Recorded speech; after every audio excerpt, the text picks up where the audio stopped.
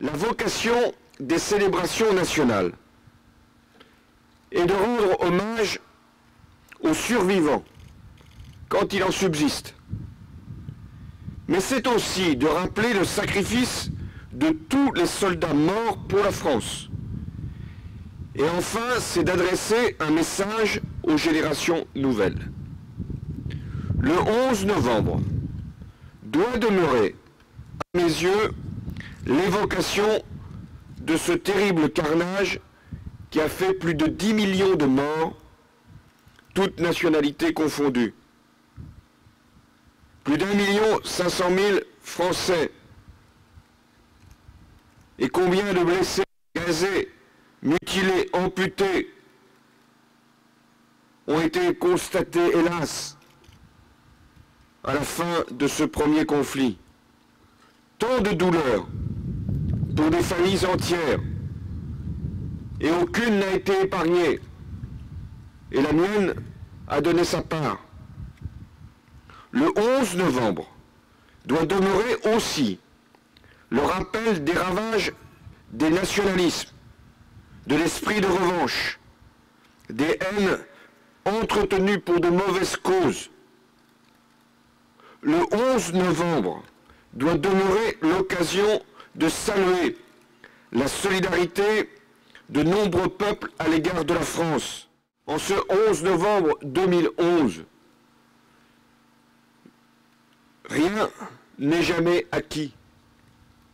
Et rien ne sera jamais acquis sans lutte et sans conscience, c'est-à-dire sans l'affirmation de valeurs universelles pour lesquelles les hommes qui sont ensevelis ici ont donné leur vie et pour lesquels leurs descendants, c'est-à-dire nous-mêmes, toutes générations confondues, ont le devoir d'assurer toujours la victoire face au fanatisme, à l'obscurantisme et à l'intolérance.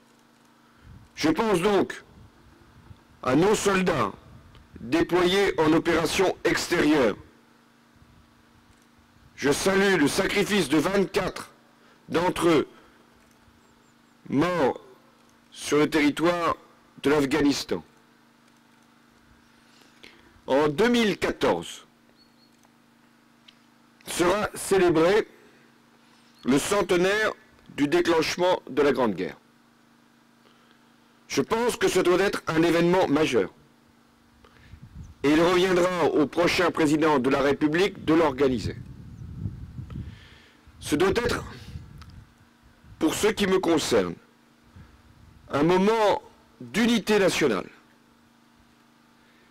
mais aussi de proclamation de notre engagement pour une construction européenne pacifique et surtout une proclamation que la France est au service de la paix.